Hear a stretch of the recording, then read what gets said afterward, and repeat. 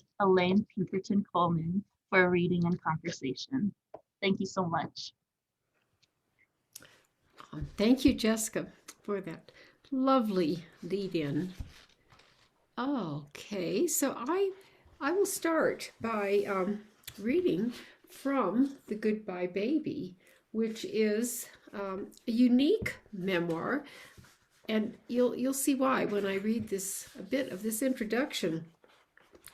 It has been said that we live life forward but understand it backward. In the case of my diaries, that's just what happened. First came the deaths. The life I had known fell away in layers. In the 1990s, my birth father and adoptive father passed away within a year of each other. 5 years later, I lost my adoptive mother. 3 years after Mom's death, the demise of my second husband further jolted my world. Add to that the death of several best friends, and I began to feel an unbearable loneliness. Speaking metaphorically, I longed for an ocean liner, but instead paddled the rough waters in a canoe. I was without a map or any sense of where I was going. On the bookshelf sat more than 40 diaries, each representing a year of my life. When I was younger, I thought that someone might want to read them after I was gone. Over time, however, my opinion changed. I decided that the diaries were an embarrassment, nothing that I would want anyone to see, and especially to read. They were a ball and chain keeping me from growth and optimism about the years remaining for me. I could never feel okay about myself as long as they sat accusingly on the shelf, reminding me of the past or of my version of the past. Truly getting rid of them would allow me to reinvent my life. It would let me throw away the melodramatic screenplay that my adopted life occurred, the way it occurred to me. I was so very weary of the endless ache of loss. I would acknowledge that my former life, like everyone else's, had been a mixture of the good and the bad, the fortunate and tragic, the clear and the murky. However, I would no longer feel an obligation to analyze it. I would just live my life and simply be. Wanting to understand more about my own past, I decided to read through these personal journals, highlighting any section that shed light on how my adoption had shaped my life. Within the diaries, I discovered the former me, the person who identified herself primarily as an adoptee. Mind you, I was 5 years old when the adoption happened, but in my limbic memory, the impression I had then was as fresh and influential as if the adoption had just happened. Despite having earned advanced degrees, written books, raised 2 wonderful sons, run 9 marathons, and been involved in civic projects in my Santa Fe, New Mexico home, I still felt like the 5-year-old. No matter what I accomplished, it was never enough. There was a self-deprecation at my core that tainted even the most joyous of life experiences. And so that's what I discovered when I first started reading my diaries, which I did actually destroy after taking the good parts out. Elaine, you destroyed them? I burned the pages. Oh, the good parts or all of the parts? No, I put the good parts in this book, and these were the covers. I gave the covers to an art project. There's a wonderful recycle art project in Santa Fe. I want to hear yours. Yeah, so I'll read mine, but I just want to say, every time I talk to you, Elaine, and I'm so glad we've met through our adoption connection and we've met virtually, I am so impressed by your 40-year journal practice because it's extraordinary. And, I'm also a lifetime journaler, and I know that there's very few of us out there. And I'm in awe of your tenacity in reading through the journals, which is something I haven't tried to do yet. But I look forward to talking more to you about, the discoveries in your journal. But first I'll read my excerpt. Okay, so this is my book, Mother, Mother, which is a novel. And my first book was a memoir. which we will also talk about. Elaine, right? The difference between writing memoir and novels, Exactly. because we have both written both. But right now I'm going to read, interestingly, this scene occurs when Juan, the young boy who is being adopted by Julie and Mark in California, is also 5 years old, who was your age, Elaine. So he is also adopted when he was 5, as were you. So I hadn't made that connection until just this second. Anyway, so here we are. Julie is now meeting Juan in a state-run orphanage in Guatemala. He had been in foster care, but now he's in a state-run orphanage. A 2-story concrete block building stood at the end of a dirt driveway. Every window was barred. Although the orphanage housed 60 children, there was no physical evidence of children. No scattered toys, no bicycles laid on their sides, waiting for a girl or boy to jump on and pedal. Aside from the dirt itself, the dirt courtyard was spotless. Along the edge of the driveway, 10 to 15 teenage boys and girls sat on a low wall, leaning into each other and chatting, tossing pebbles at the ground, or simply staring at Julie as the car drove by. They were waiting for family to visit, the taxi driver explained with a gruff snicker, except family never did visit. Not once had Carlos, the driver, ever seen a relative visit the orphanage. "Do you think they'll let me give him the cake and photo album?" Julie asked as they pulled into his parking spot. Juan loved Tres Leches cake.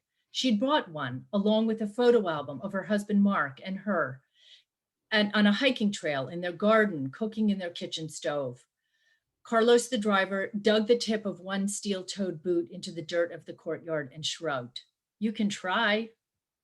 A man in an orange vest walked over and met them at the front door. "No photographs, no cell phones, no notebooks," he announced. Julie lifted the cake box with the photo album on top of it. "Okay?" The guard didn't say yes and he didn't say no. Instead, he held out his hand for her camera and cell phone and slid each one into a pocket of his orange vest. He held out his hand again and she gave him the photo album, wondering if she'd ever see any of those things again. He led them to the front door and selected a key from a ring clipped to his belt. Inside smelled strongly of bleach. In the middle of the hallway, swinging doors were propped open with 2 bricks to show a large room filled with long industrial tables and benches. On the wall was a blackboard chalked with the menu of the day: lunes, martes, miércoles, jueves, viernes, sábado, arroz con frijoles. It seemed like a nasty joke: beans and rice every day except Sunday, when the word pollo appeared. Where was the polenta and papaya, the scrambled eggs, the champaradas? Julie's hand tightened around the cake box. She knew Juan would like it. The guard led them further down the hallway and unlocked another door. The waiting room was bare, the only furniture a couch covered in brown corduroy, flattened and shiny, and a scuffed wooden end table. 3 narrow windows were closed and barred.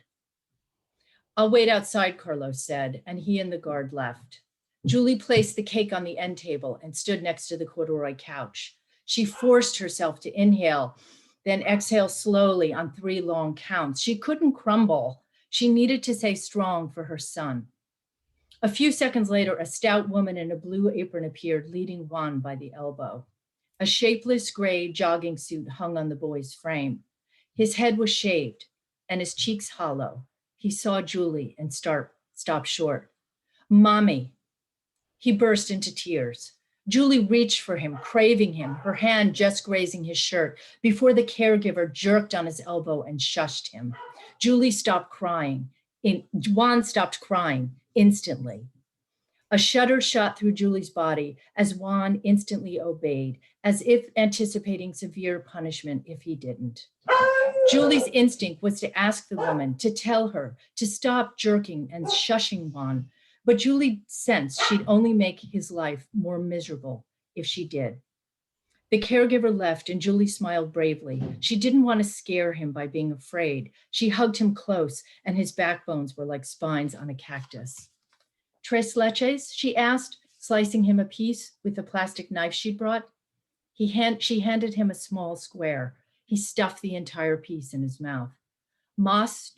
Julie asked, and before he could answer, the caregiver returned, grabbing the box as though seeking illegal contraband.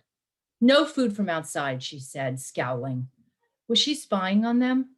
Had she seen Juan eating the cake?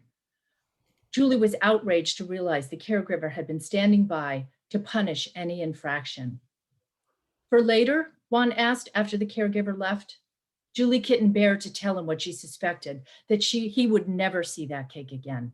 That cake was as good as got eaten by people who weren't him. Julie just hoped Juan wouldn't be made to pay in other ways for her mistake. What a wonderful beginning. Really draw the reader in. Such great description. But I have a question about Mamalita, which was the first of your books that I discovered. Which I happen to have here. Yes. Yes. And I would be so very interested when we get to it, or even now, of how you went from, how and why you went from nonfiction to fiction. You wrote Mamalita, which was also just a wonderful book, and then have your fictional story that you told. Yes. Well, I actually had started as a fiction writer. When I was in college, the very first piece I ever had published was a short story in my college literary magazine. And I thought I would just be a fiction writer, but we all know nobody can just be a fiction writer and support themselves. So or some people can, but I couldn't.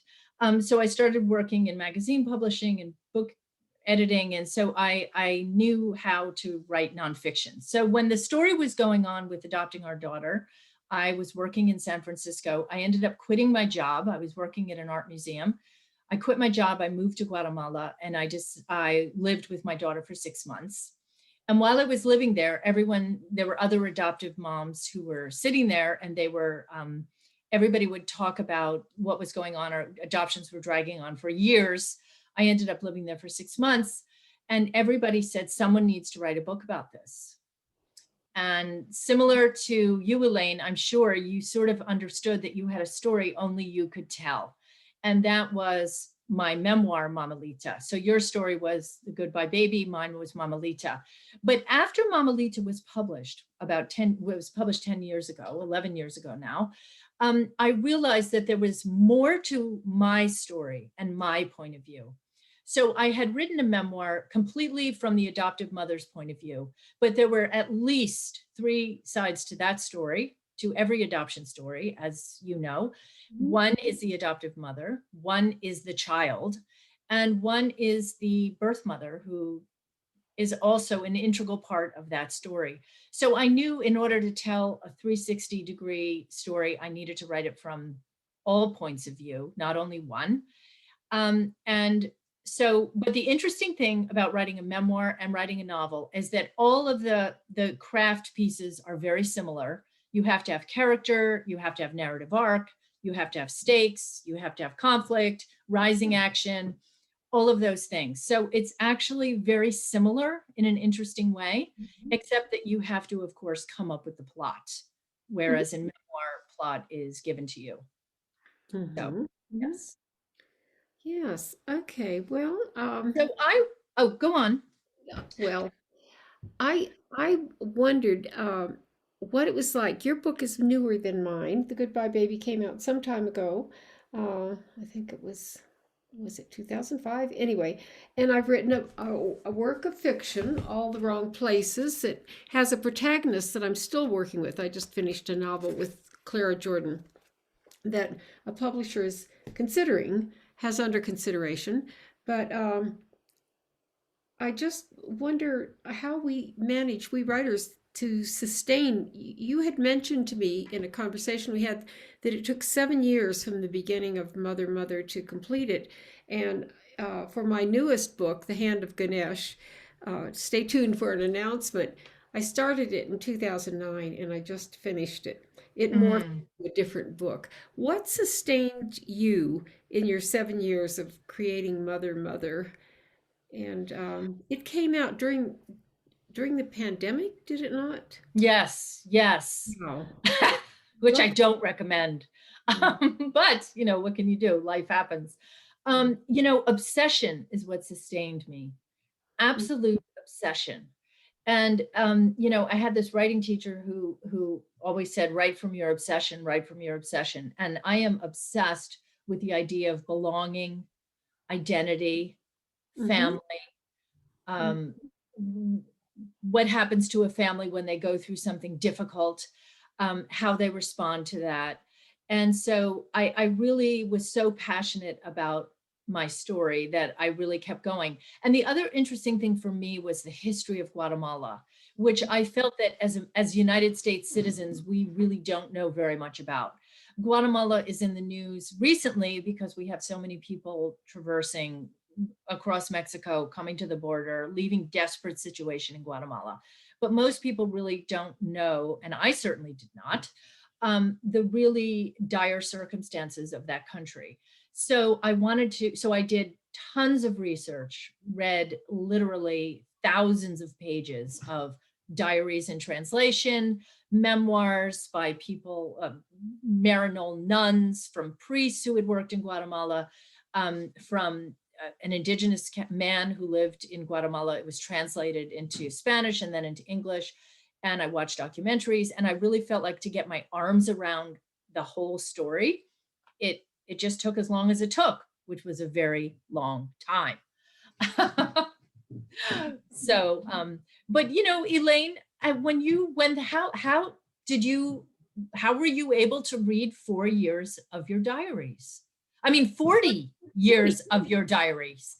Okay, well, here's a bit of history of the evolution of that book, which I actually tell about in The Goodbye Baby. I was working, and I had quite a good job as a technical writer at Los Alamos National Lab, and I could just feel my creativity going down the drain. I had always wanted to be a fiction writer. When I was quite young, I wrote little plays, and I thought I will never ever break out of technical writing, it was a good discipline, but it wasn't exactly creative. Editing the oil shale report, for example, I could just feel my creativity going down the drain. So I quit my day job to read letters. And I mentioned From Calcutta with Love, my adoptive mom and dad exchanged letters during World War II. And I had my brother send the letters to me. My brother is in Virginia, and he's really a curmudgeon and a grump. But he said, nobody's going to be interested in these. Our dad, didn't do anything because he was a clinical psychologist treating soldiers in a rehab hospital in Calcutta and trying to get them fixed up enough to go back to the front, the jungles of Burma or flying the hump. And weed out the ones who couldn't be sent back. So I just had to prove that he really did do something. And by golly, people were interested in the letters. I found a wonderful publisher. I tried hundreds of publishers. In Texas Tech University Press, there was someone there who could see this as a book. They did a magnificent job, but they then later decided, and it sold out, they decided they were just going to publish their own state's authors. And so I got the rights back. But recently, a press, Pajarito Press in Los Alamos, New Mexico, wanted to acquire it, and they did. So it's coming out again. It's having a new life. And Fascinating. I can't wait to read. Yeah. Daddy's letters were magnificent. I gave lots and lots of readings, and it's a way to recognize and honor him and my mother. My mother was writing from Ohio. She was standing by and making do, as the saying went, a war bride. And he was in Calcutta making incredible, long descriptive observations and surviving the emotional jungles of his soldiers, one of whom tried to kill him one day. He came to his session for therapy with a baseball hat behind him.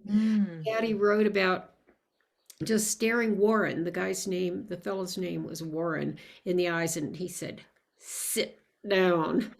And Warren did, and he had been trying to fake his way out. They couldn't stand being stuck in Calcutta. It was a miserable, miserable spot to be, and they were stuck there. My dad was stuck there for 18 months, but fortunately he turned to writing. Yeah. And, Charity. and, and how interesting that you ended up in a writing family. Yeah. We were talking earlier about some of the serendipity of adoption, and how you ended up in this particular family, of a man who was a writer and who encouraged your writing. And you said that when you had your first publication in high school, your dad was overjoyed and thrilled and very encouraging. And, for writers who tend to be a sensitive lot, that early encouragement makes a huge difference to us. If one person extends a hand and says, "You're good at this, keep Mhm. going, it's going to be hard, but don't give up."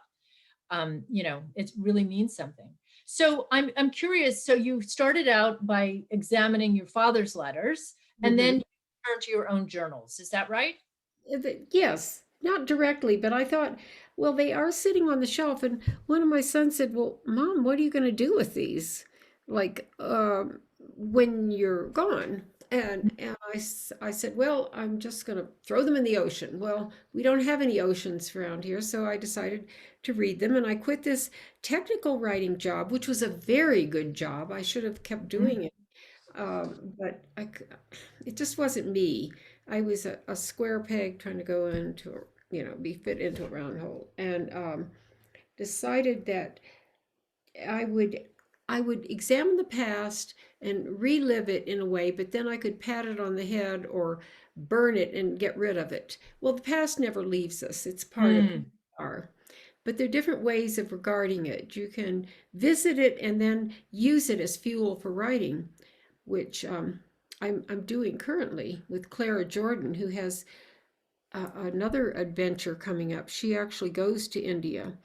She and Mm. her friend Arundhati Benet in the book that hopefully I'll have an announcement about the hands Well, of. that's exciting. And I'm curious too, because as I said, I'm also a journal keeper, and I have been for years and years. And one thing that was really interesting to me when I would go back and read my journals, even as a young woman, was how patterns repeated. Mm-hmm. And so I would keep making the same mistakes over and over and over again. I would literally get myself in the same emotional turmoil that I had just been in 5 pages earlier. And finally, as a young woman, when I did take some time to go through those journals, it was actually very helpful for me to identify my own patterns. So was there anything through the process, or can you talk about what you learned about yourself as you went through your journals? What did you learn about yourself? Anything? I learned that I was always feeling that I wasn't good enough for my parents.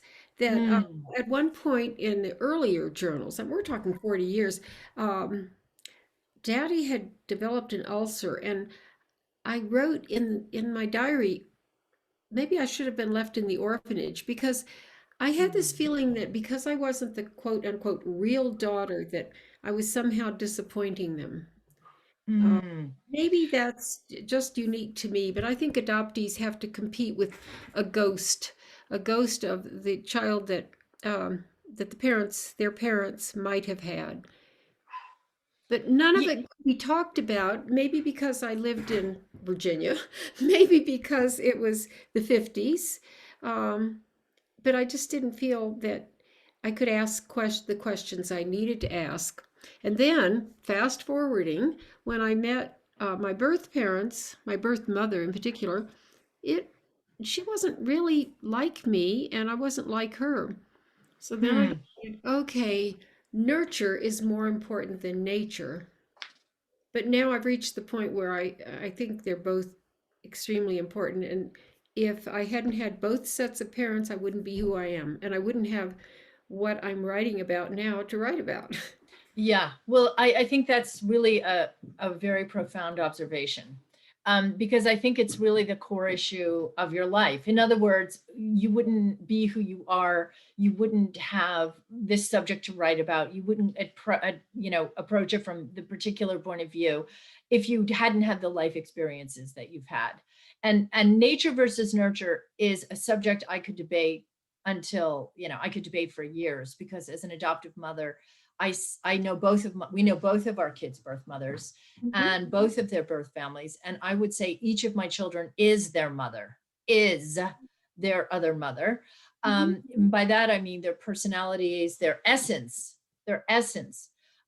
is so similar to their birth mother and birth mothers, plural. And so I believe very, very strongly in nature and biology.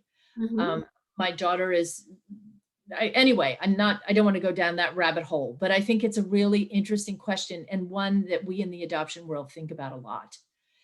And, I think adoption, the attitudes towards adoption have changed since so remind us what year you were born, Elaine. 1943. 1943. And so you were adopted in? 48, I believe it was 48. Yeah, 5 years 5 old. years old. So I once heard, do you know Joyce Pavo McGuire, who's an adoptee, who you've probably heard of her somewhere along the line, but she writes about adoption. And I once went to a workshop where she's older than you are.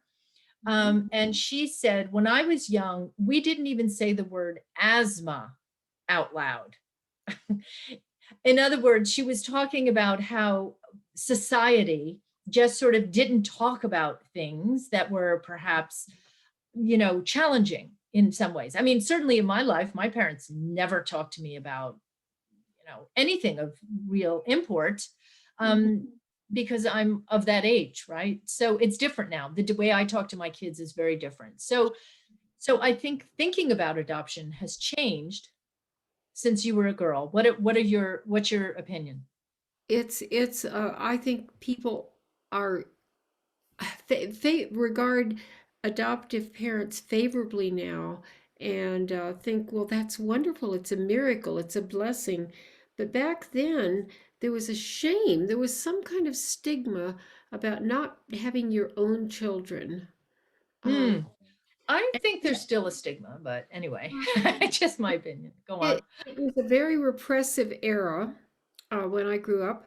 And divorce, that was, it was shameful. It was just like, oh, well, her parents are divorced. You can't go to Judy's house because of divorce. I mean, it's shifted a lot. But my parents themselves, I think, felt that they wanted a real daughter and they wanted people to believe I had been born to them. I wasn't like them physically. I was tall and they weren't. And anyway, it sort of shaped my growing up, always trying to be good enough. And I'd like to read another bit, if I may, from the Goodbye. Yes. Now here I am in the 60s. The diaries start in the 50s. 1962, January 1st. Happy New Year. Not a very happy beginning, though. A frightful headache. It is a bitter, gray day. Didn't awake until 1 p.m. Shortly afterwards, it began to snow furiously, thickly, relentlessly. Spent the afternoon on the phone. But then, January 11th, lecture to self. There ought to be some advance from your unforgivable self-preoccupation, smallness, and inferiority complex. A desperate need of actual achievement, production. How the days are slipping by. 21 days since the last exam at Mary Washington. That was the college I went to. For a couple years before I went to the University of Virginia. How pitiable that life is ever passing, rapidly fleeting, and we achieve so little of what we actually aspire to, imprisoned and contained within the limitations of morning and evening. Why can't we live continuously, uninterruptedly? Hours are wasted anticipating, recollecting, little time spent in doing anything. The need is for intense awareness, vibrancy. Tomorrow and tomorrow you will write a novel. So I wanted to write a novel for a very long time, and now I write novels. What to say? It must necessarily be about your contemporaries, about college. There's the fear of lacking depth, profundity, something worth saying. But this pessimism is beneath you. It is too easy to wallow in sloth.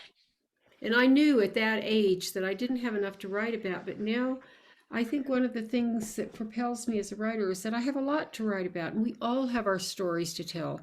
Families have stories, and there's such rich material from which we can draw for future projects. I would love to hear your take on writing and the fuel for writing, since we veered over to that area. Okay. Well, I think I was actually born a writer. I really do. Just like my mother was born a dancer. My mother was a professional dancer. She was a Radio City Music Hall Rockette, which I like to throw in there whenever I can because I'm very proud of her. She's Fabulous. no longer with us.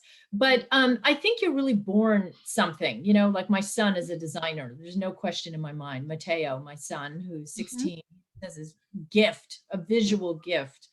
And so I think I was born a writer. Nobody ever said to me, start keeping a diary, start keeping a journal. No one ever said that. It wasn't like in school these days, people make you do that kind of stuff. I just started doing it. It was just a compulsion I had. I used to write down in my earliest journals. I have jokes that I heard that I wrote down. I had conversations that I heard between my parents, dialogue that I would write down.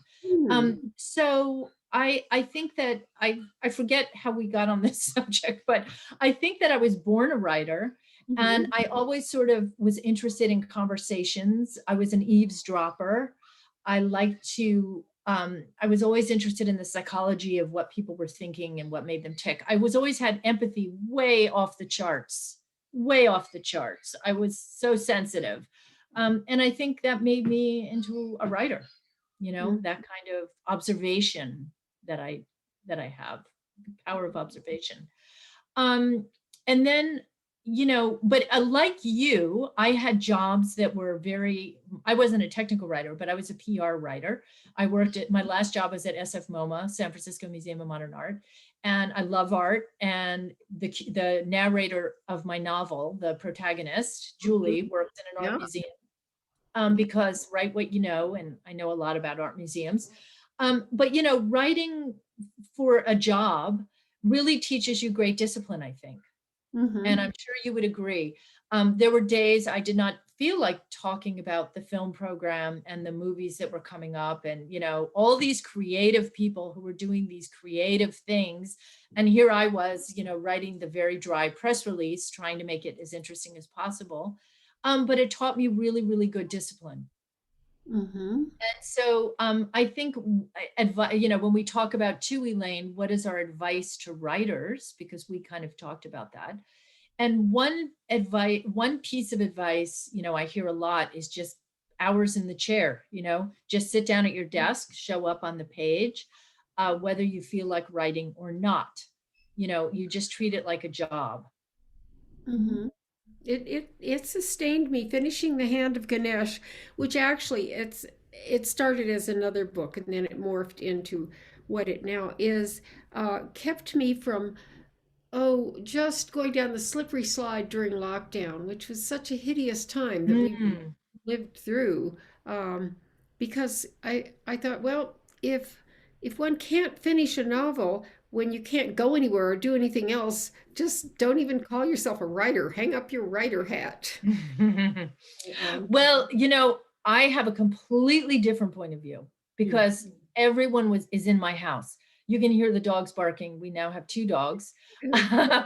We have my husband who's often working at home, my 2 kids who were doing all online school, and then my sister who's now living with us. So, I think if you're a solitary person and everyone is in your space, it's a little bit challenging. But I figured, well, the pandemic is a time for me to explore other things. I can read, I can binge watch The Crown. I can watch TV, which I never allow myself to do because it seems like I have too many other things to do. But I watched a lot more film. And so so you, on the other hand, were much more productive with your writing. Kudos to you. Hats off. Well, thank you. Thank you. And I'm very eager to write another memoir, and I've sort of planted the seeds for that. That isn't just the diary outpourings, but is a Mm, picture of what it was like to grow up with my adoptive parents. There's one mm. thing that now you in your experience as an adoptive mom have your children know their birth parents, but I had to sort of sneakily get reunions. Uh, Mm. how do you feel about reunions with birth parents? Well, I had the benefit of learning from so many adoptees who came before me and who have written memoirs and articles and blog posts and talking about their burning need to know where they came from, who they are, who they look like. And I've read so many memoirs by adoptees where they talk about this hole inside them, where they just want to know. And I could put myself in that situation and imagine what that must feel like. So it became clear to me that one of my jobs as an adoptive mother was to reunite my kids with their birth mothers sooner rather than later. Hmm, So I hired a professional searcher in Guatemala, and each of my kids met their birth moms when they were 7 years old. that's wonderful. Oh, So we have been a reunion, and it's something I talk about, I write about. In fact, it's what I obsessed again. One of my other obsessions is helping people understand by writing about my experience to kind of demystify it. I think a lot of many adoptive parents feel a fear that their child will love their other mother, their first mother, their birth mother, their mother more than they will love me. you know like I'm afraid, and I will confess, I will admit to that fear. But I had to understand, I had to recognize that it wasn't about me, it was about what was best for my kids. And hmm I really believed I that reuniting with their mothers was the healthiest thing for them to do. And now I come to see that there's so much love, there's enough love. It's not as if they love their mothers in Guatemala and then they no longer love me. They love us both, just like I love my sister, I love my child, I love my husband, I love a lot of people, Yeah, enough. you know. But talk about your reunion, Elaine, if you Oh, would. well, I had two. They were very separate. I met my birth mother, and it was not a good reunion in that she couldn't relate to me. I think she had so many regrets, Mm, Velma, about having us taken away or giving us up, however that mm, happened. mm. That it just didn't work out. She came to my older son's graduation from a private school, and then just felt very uncomfortable. And then we went back from the private school home, and she left early. And then she came to my other son's wedding, which was in California, which is where Velma, my birth mother, lived. And she left the reception. I had to go inside to the restroom or something, and I came back and she was gone, and it was just too much for her. I think she was Mm. disappointed in a way that she had given me up. I never quite figured it out, to tell the truth. However, I went with Giovanni Cecchini, my birth father, to the village where he'd grown up in Italy. He had been going back every year to the old country. And I met the Italian relatives, which was truly wonderful. They Mm. didn't know they had an American cousin. And I remember hiking around San Martino, sulle Marcinas, near Chieti in Abruzzi, and being an odd sight. Well, actually, I was jogging then. I was running a lot in my oversized T-shirt and pedal pushers. You had to be conservative in Italy, and the little ladies in black were sweeping the porches, and but I was Josephina's second niece, or related, so they shook their heads, but they loved seeing me after a while. And that was good. I hadn't grown up with my Italian heritage. Giovanni had been born there, Mm. but just discovering it even at that late date. It was very rewarding. So I had two different reunions, and they both were puzzle pieces that I was able to fit back in. Yes, I think that's exactly the word, puzzle pieces. Yeah. And it's a way to make yourself, help yourself feel more whole. Mhm. I belong to this adoption group that I meet with online, and it consists of people who are adopted and adoptive parents. And one thing that I have learned from them in their talking about their reunions is that to remember that their birth mothers experienced trauma. Yeah. And, as you were saying, your mother had experienced trauma, and, for her to then relate to you, it just was, reliving that trauma. And it was Yes. difficult. But Mhm. I've got to tell you, this is something I think I've gotten beyond this, but I can't stand watching Roots. I think these people have DNA to trace. Well, if you're an adoptee, which is the real family tree and which, well, Mm. both. You're a product of nurture and nature. And but I just think, oh, how wonderful it would be to have a family tree instead of this forest of Ugh. all these different people who went in, their DNA is all part of you. So I have to transcend that and just deal with it. And I think it was Jodi Picoult who, I believe she's an adoptee. She's a wonderful writer. I haven't read her for years. And she said, adoption is a blessing and a curse. Mm. She said things along those lines. Yes, and I thought I knew every adoptee who was a high profile writer, and I didn't realize she is one. Well, maybe I had many quotes. They were in a little book that I've misplaced about adoption. I think maybe she was adopted. Oh, interesting. I'll have to investigate. By the I way, know. yeah, I Yes, go on. I had fun looking up the adoptees in literature, and I'm just going to go through them if I may. Please. Charles Dickens wrote about Pip in Great Expectations and Estella, who was also an adoptee, and of course Oliver Twist, Mowgli by Rudyard Kipling, Mm-hmm. Homer Wells in Cider House Center Rules, House.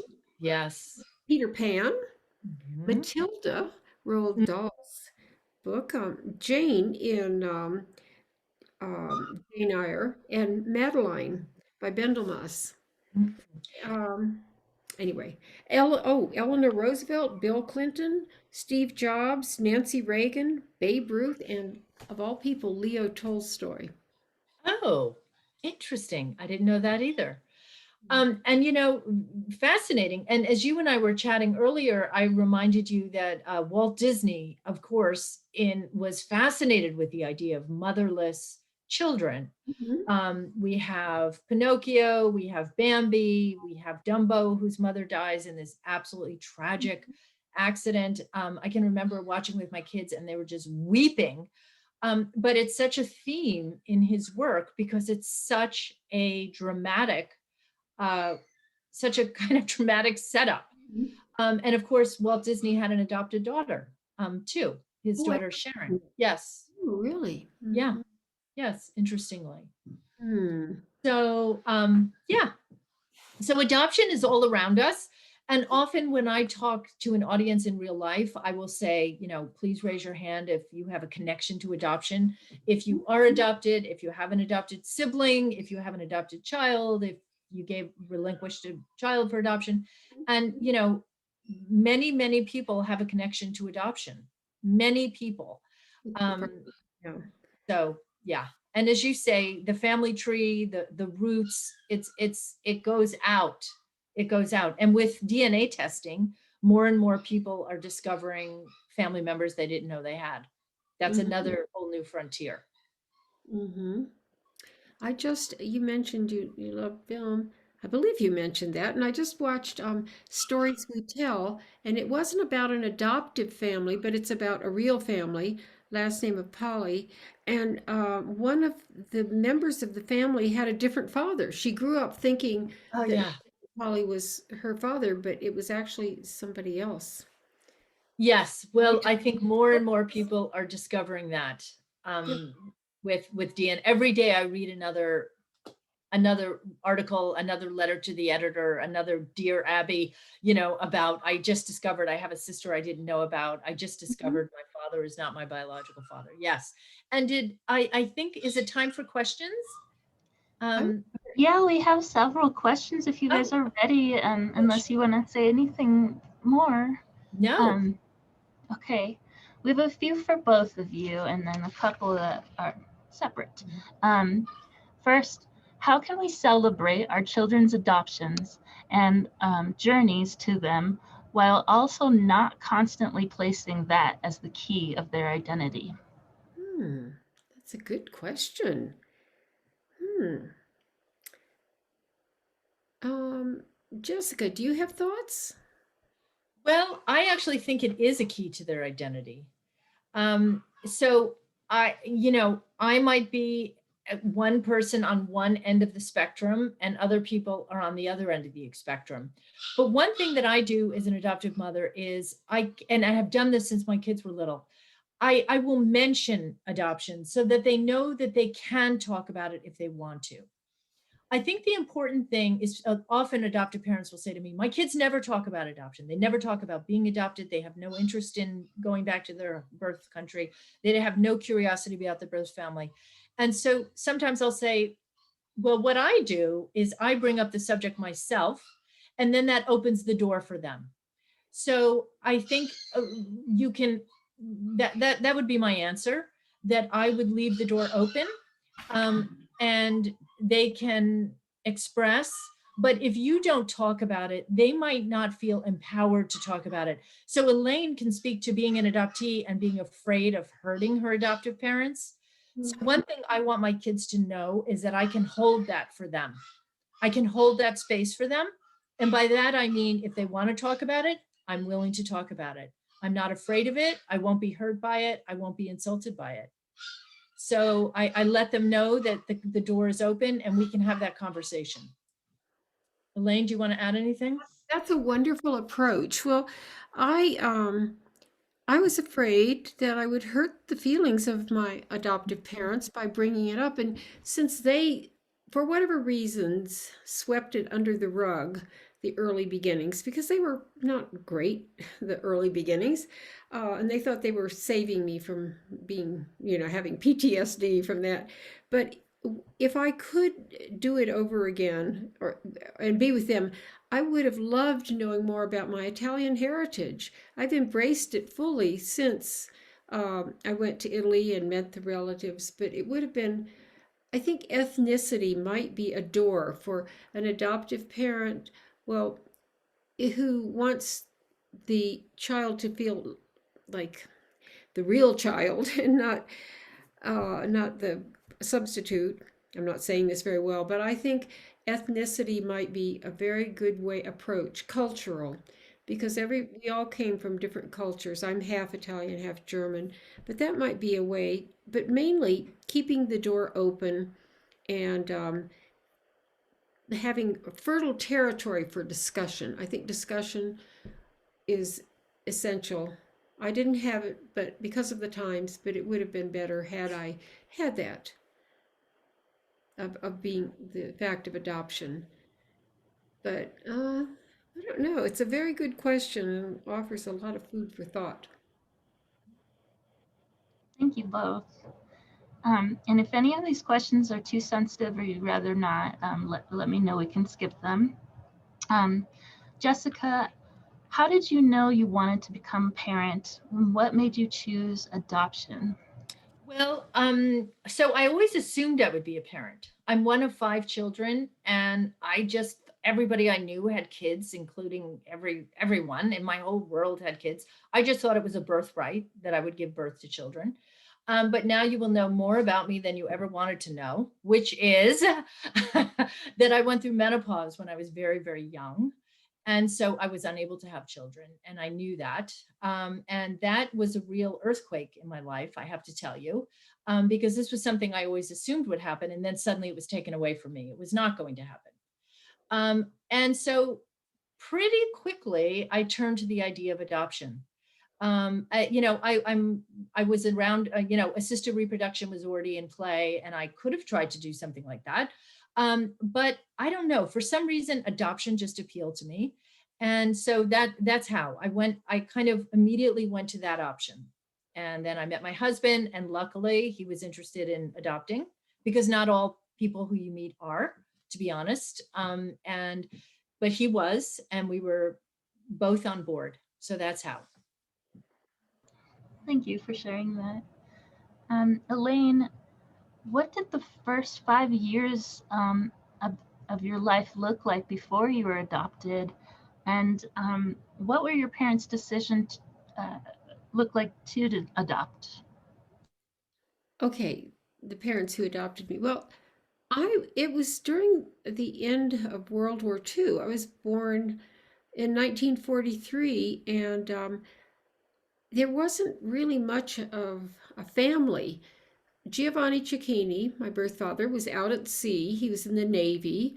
My mother had to, my birth mother had to live with his relatives, and I did meet her a couple times in my life. She said they were all shouting all the time, but they were Italian. So, of course, they were speaking bombastically, and they were also speaking in Italian, which she didn't understand. And Velma, poor thing, she was served divorce papers from Giovanni Cecchini, who just came to shore very occasionally. He was on a ship. He was a draftsman for the Navy, and it just devastated her. She had a really hard life, and then she fell apart, but wanted to get her teaching degree, and that's how she met my father, and he met her. So he really came to the rescue. She knew that the children, my brother. Was 2 and I was 5, and we weren't thriving. We were pretty much abandoned. We were in foster care, but I don't have good memories of that, and I don't dwell on it. It's just we were shuffled around. People got paid to keep children, and it wasn't a good thing. My brother, after we were rescued, we went from rags to riches, you might say. My brother was covered with burns. Why, you might ask? Well, the foster family had a lot of wood burning stoves, and he was crawling around, and nobody was paying much attention. Anyway, they rescued us. And I think my dad wanted children more than my mother. My mother envisioned a small infant, a baby, and they had tried throughout World War II, and their correspondence, which I have in From Calcutta with Love, they had tried and tried and tried to adopt. But you couldn't adopt a baby if the dad wasn't in the home. Now it's quite different. Gay couples and single parents, I mean, it's quite different. But when when my adoptive dad saw us at the children farm or the foster care place, he just knew that we were the children, and my mother went along with it, even though it was a bit overwhelming to have a 5-year-old and an infant at once. But I didn't understand what was going on. I thought it was another temporary home until later. And then I realized, yes, I'm in my forever home. Elaine, well, I guess this could be for both of you. Did people ever ask your parents intrusive and sometimes inappropriate questions about you while you were right there? Or, Jessica, have people done this when your children are present and it's inappropriate? And how have you handled it? How did your parents handle that? I'll answer that first. Because my kids don't look like me, because they're brown and I'm white, people would ask a lot, especially when we were on playgrounds or, wherever I was. Is that your child? Or, we'd go somewhere I don't know, and they'd say, oh, is that your child? And, even as recently as a year ago, my daughter and I were shopping somewhere, and someone asked her, the woman who worked behind the desk said, we were at Macy's, we were checking out, and the woman said, the cashier said to my daughter, the salesperson, oh, is that your mother? I mean, like, just sort of like that, even though we were shopping together. And so we're used to it. We're totally used to it. But I will say, I always use it as an educational opportunity, because I know that my kids are watching. And so I know that however I respond is going to sort of cue them. And I know people usually are coming from a place of curiosity. I never has anyone really been hostile to me, only once, which I won't go into. But so we try to handle it with grace and try to understand that people are just curious. We get a lot more questions than the average family, I would say. Mhm. And I, on the other hand, don't remember anybody ever asking embarrassingly in my presence, are these your Mhm. natural born children? My parents were very, very protective, but I do recall my mother, shortly after I was adopted. I was really tall, so I started first grade early. Because of the month I was born, I was able to do that.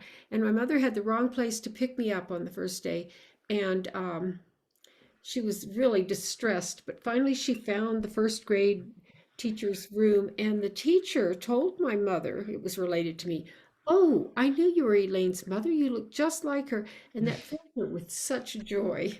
Mm. I think when you grow with people, you do come to resemble them. And I mean, you not in the color of your skin necessarily, which I don't consider an important thing, but she was so happy that the teachers had said that. And I was happy to see my mom, my new mom. Mm. Yeah. Mhm. Thank you. What advice would you give to prospective or new adoptive parents? That's Elaine, I'd like to hear your advice as an adoptee. Oh, advice to adoptive parents. Um, well, love is profoundly important, essential, but it doesn't cure everything. It's not the answer for everything, or it is in a way.